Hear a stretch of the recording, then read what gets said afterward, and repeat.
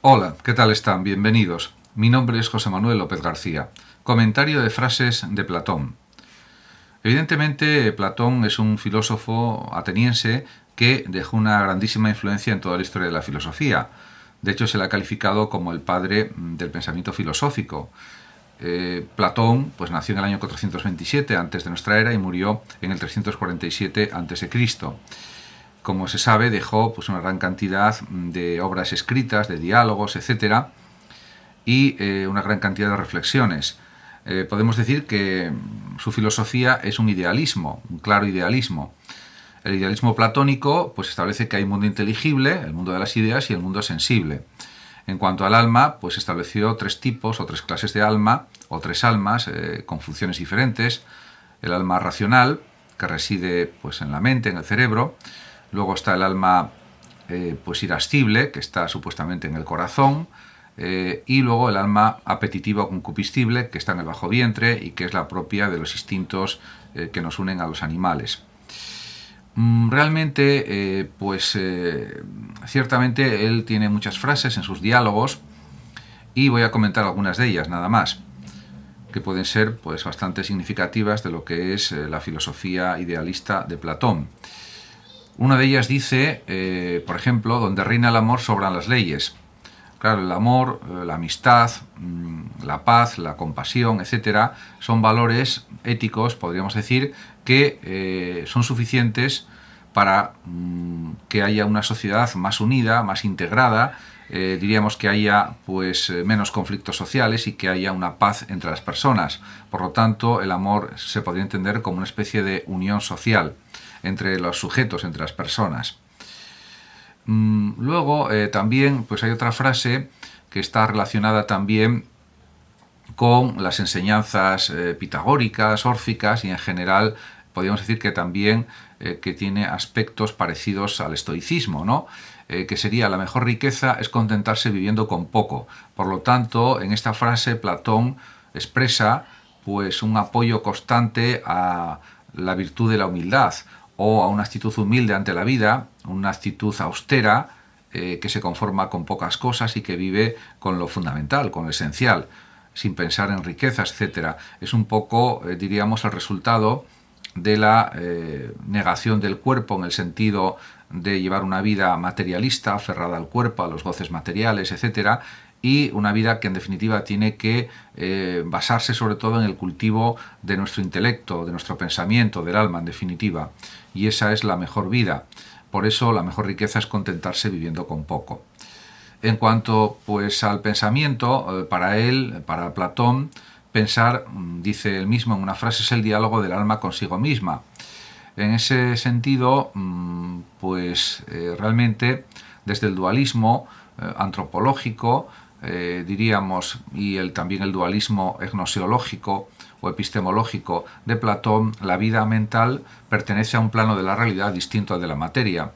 La materia pues es algo que se corrompe, que se destruye con el paso del tiempo y en cambio las ideas son eternas, son inmutables, son perfectas y por lo tanto son inalterables, no cambian con el paso de los siglos, con el paso de los milenios. Por lo tanto, es mucho más importante el alma que el cuerpo.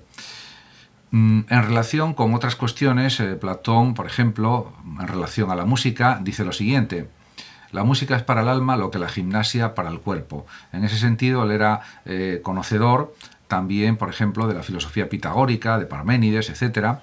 Y ya Pitágoras daba muchísima importancia al cultivo de la música, algo que Platón realmente considera que es pues muy positivo, porque diríamos que la música tiene su influencia muy clara sobre el alma, sobre los estados anímicos del alma, y sirve para potenciar pues el intelecto, la mente, la imaginación, y también nos proporciona en muchas situaciones calma, serenidad, alivio a los sufrimientos, a los problemas, etc. Y en ese sentido, por eso dice esto el mismo Platón.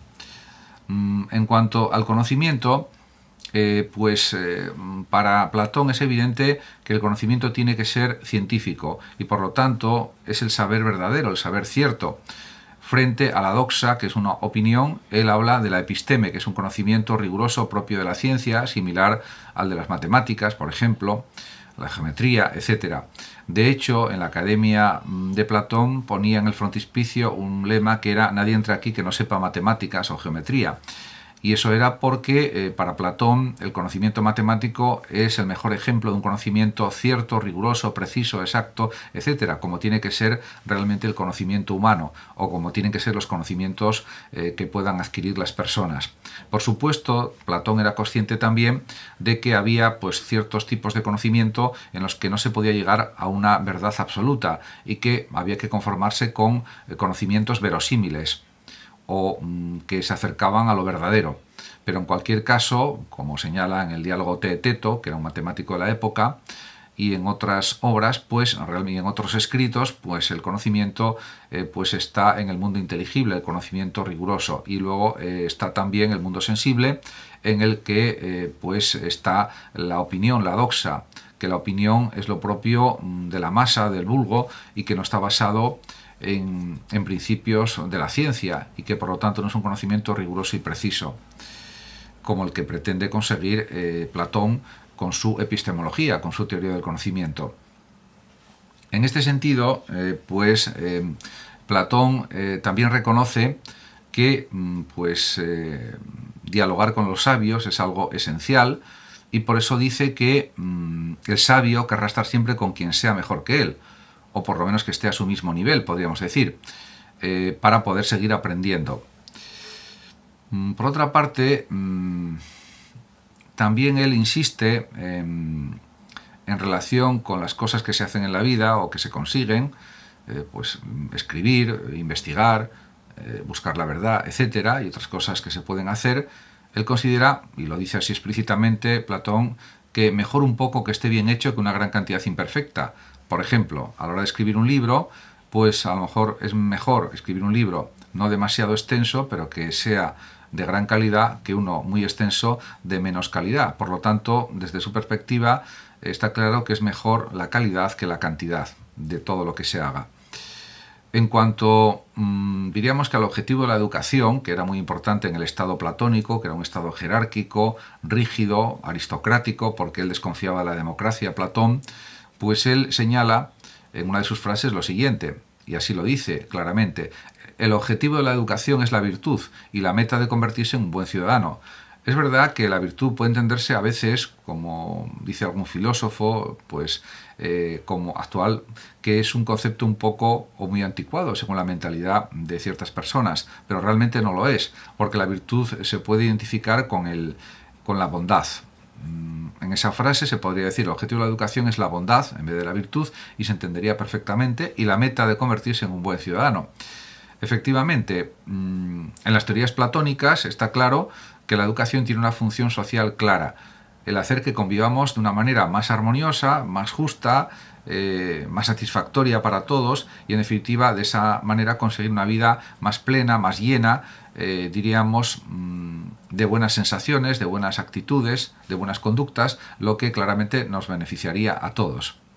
De hecho, por ejemplo, en otra de sus frases dice lo siguiente, Platón: la civilización es el triunfo de la persuasión sobre la fuerza, en el sentido de que él está en contra de las guerras, de los conflictos armados, etc., y apuesta claramente por la paz, por el convencimiento a través del diálogo, de los argumentos, de las razones, bien desarrolladas, bien estructuradas, como una manera de organizar la vida propia de cualquier civilización, tanto en su época, en la antigua Grecia, como pues en otras civilizaciones que hubiese en su vida, en su época, podríamos decir, y eso como una premisa general de cualquier forma de vida, de cualquier sociedad, indudablemente. Por otra parte, él también, Platón, tiene a veces definiciones pues muy agudas, muy precisas, como por ejemplo esta: la valentía es saber qué es lo que no debemos temer.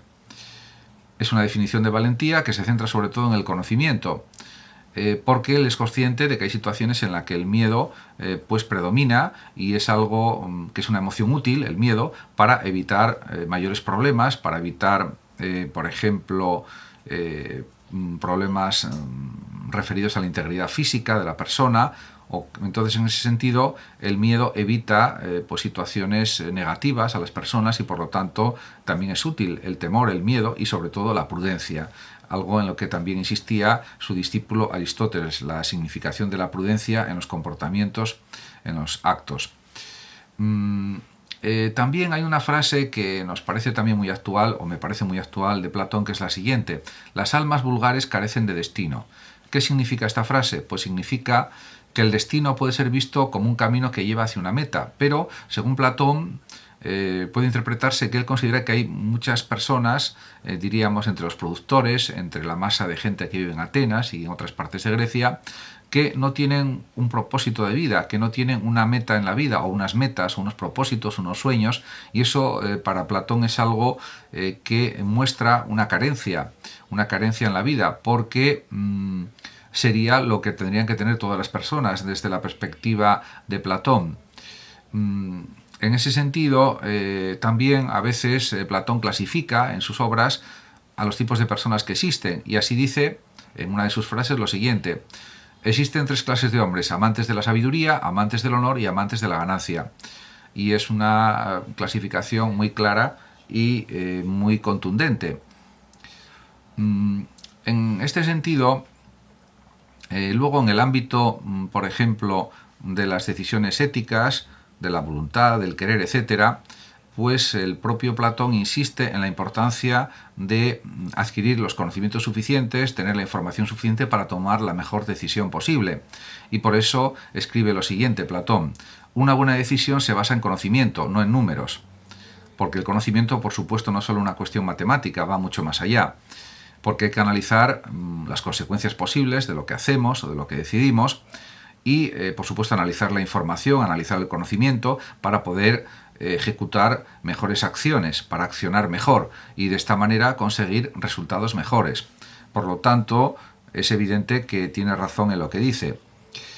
Y también hay otra frase que se puede poner en relación, otra frase de Platón, con el intelectualismo moral, y dice lo siguiente: la ignorancia es la semilla de todo mal. Efectivamente, es lo que decía también su maestro Sócrates, que consideraba que la gente que hace el mal es porque ignora lo que es el bien y por eso hace el mal. Realmente, pues efectivamente, la ignorancia es, diríamos, la base de todos los males. Es de donde surgen todas las desgracias, todos los males en la vida humana.